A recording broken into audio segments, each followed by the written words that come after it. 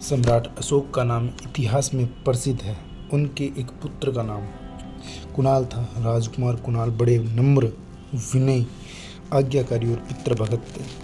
प्रजा राजकुमार कुणाल को बहुत चाहती थी। राजकुमार भी प्रजा के लोगों को सुखी करने का ही उद्योग किया करते थे।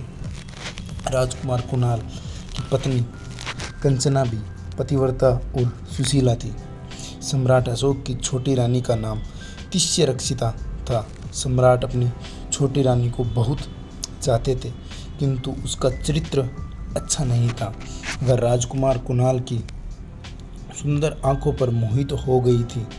राजकुमार अपनी सौतेली माता का आदर अपनी माता के सम्मान ही क्या करते, किंतु उससे तिष्यरक्षिता को संतोष नहीं था। एक दिन अवसर पाकर एकांत में वह राजकुमार से मिली और अपने मन की बात कहने लगी। राजकुमार कुणाल ने हाथ जोड़कर कहा, माताजी, मैं आपको अपनी सगी माता की तरह मानता हूँ। तिष्यरक्षिता ने बहुत चेष्टा की, किंतु कुणाल ने उसके पैरों को छोड़कर उसकी मुख की ओर देखा ही नहीं। अंत में तिष्यरक्षिता क्रोध में भरकर बोली, मैं तुम्हारे घमंड को चूर कर दूंगी, तुम्हारे इन दोनों नेत्रों को निकलवा लूंगी, नहीं तो तुम अब भी मेरी बात मान लो। कुणाल ने कहा, माताजी, मुझसे पाप नहीं होगा। वैसे आप जो दंड देगी उसे मैं माता का उपहार समझकर स्वीकार करूंगा। इतना कहकर कुणाल वहां से चले गए। तिष्यरक्षिता क्रोध से पागल हो गई। उसी दिन से वह राजकुमार से अपने अपमान का बदला लेने का अवसर देखने लगे। संयोगवश तक्षशिला के पास कुछ शत्रुओं ने उपद्रव किया। सम्राट अशोक रानी तिष्यरक्षिता की सलाह के बिना कोई काम नहीं करते थे। रानी ने सम्राट को सलाह दी कि शत्रुओं को दबाने के लिए वह सेना के साथ राजकुमार कुणाल को तक्षशिला भेजना चाहिए। सम्राट ने कुणाल को तक्षशिला भेज दिया। राजकुमार की पत्नी कंचना भी अपने पति के साथ गई। राजकुमार के चले जाने पर तिष्यरक्षिता ने सेनापति के नाम एक पत्र लिखा। सम्राट अशोक रानी पर पूरा विश्वास करते थे। राजकीय मोहर तिष्यरक्षिता के पास रहती थी। तिष्यरक्षिता ने अपने पत्र पर सम्राट के नाम की मोहर लगाई और पत्र सेनापति तक पहुंचा दिया। तक्षशिला में शत्रुओं को राजकुमार ने भगा दिया।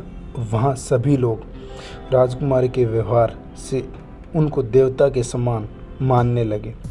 जब तिष्यरक्षिता का पत्र सेनापति को मिला तो सेनापति के आश्चर्य का ठिकाना नहीं रहा। वह पत्र उसने राजकुमार को दिखाया। राजकुमार कुणाल ने कहा, सेनापति, यह सम्राट का पत्र है। इस पर सम्राट की मोहर लगी है। आप सम्राट की आज्ञा का पालन करें। सेनापति ने कहा, राजकुमार, ऐसी कठोर आज्ञा का पालन मुझसे नहीं होगा। सम्राट ने पता नहीं कैसे आपकी आंखें निकालने की आज्ञा दे दी। कुणाल ने बोला, आज्ञा चाहे जैसी दी गई हो, वह सम्राट की आज्ञा है।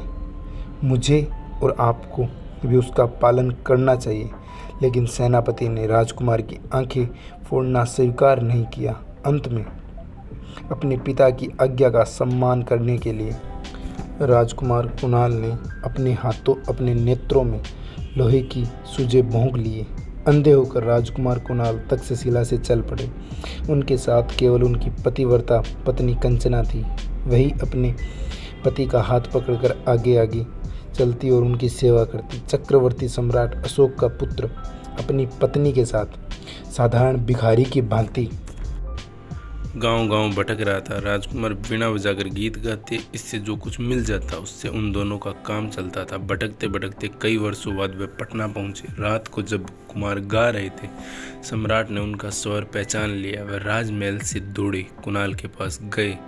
इतने दिनों के बाद सम्राट को रानी तिष्यरक्षिता की दुष्टता का पता लगा। सम्राट ने आज्ञा दी, तिष्यरक्षिता को अभी मेरे सामने जीते जी पृथ्वी में गाड़ दो। राजकुमार कुणाल ने सम्राट की आज्ञा सुनते ही पृथ्वी पर मस्तक रख कर कहा, पिताजी, वे मेरी माता है। मैं आपसे भिक्षा मांगता हूँ कि आप उन्हें क्षमा कर दें। राजकुमार की अद्भुत क्षमाशीलता ने सम्राट और सभी लोगों को चकित कर दिया। माँ और पुत्र